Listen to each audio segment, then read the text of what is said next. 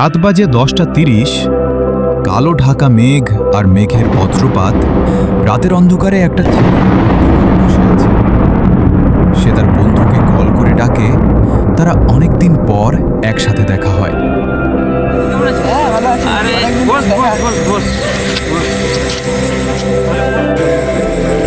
তাহলে এবারে লোকটা কেমন আছে? সবাই ভালো আছে? হ্যাঁ ভালো আছি। তোরা কেমন আছিস? হ্যাঁ আমরাও ভালো আছি। চলে বাড়ির লোক সবাই ভালো আছে? হ্যাঁ সবাই ভালো আছে। চলছে ভাই খুব সুন্দর। এতদিন পর তিন ভাই একসাথে দেখা। হ্যাঁ আড্ডাটা ভালোই জমে আছে। অনেকদিন পর তিন বন্ধুর সাথে দেখা। হঠাৎ করে এক বন্ধু বলে উঠল, আমি একটা কথা ভাবছিলাম যে কোথাও ঘুরতে গেলে কেমন হয়। হ্যাঁ রে ভাই, আমিও সেটাই ভাবছিলাম, পাহাড়ে গেলে কেমন হয়। হ্যাঁ ভাই আমিও ভাবছিলাম অনেকদিন ধরে বেশ ভালোই হবে, খুব মজা হবে। সারাদিন ছবি টবি তুলবো।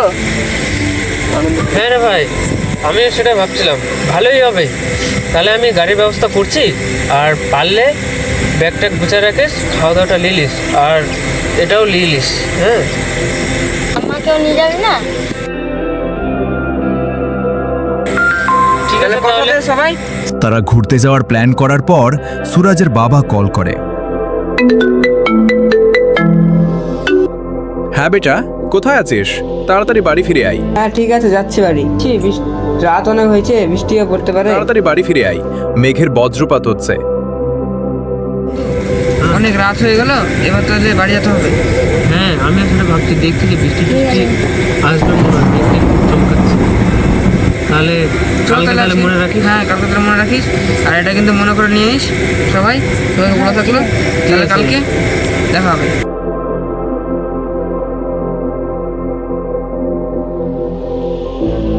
তিন বন্ধু নিজের নিজের বাড়ি ফেরার পথে সুরাজের হঠাৎ এক রং নাম্বারে কল আসে।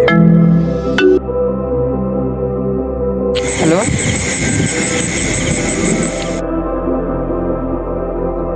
সুরাজ থমকে উঠে চারদিকে দেখে কেউ নেই। খুব ভয়ে সে দৌড়ে বাড়ি ফিরে যায়।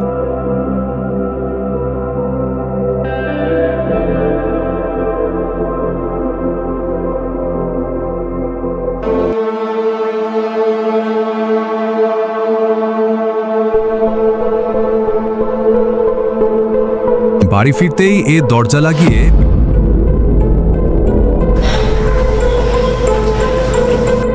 বিছানায় বসে খুব জোরে জোরে দম নেই, মাথা দিয়ে টপ টপ করে জল পড়ছে।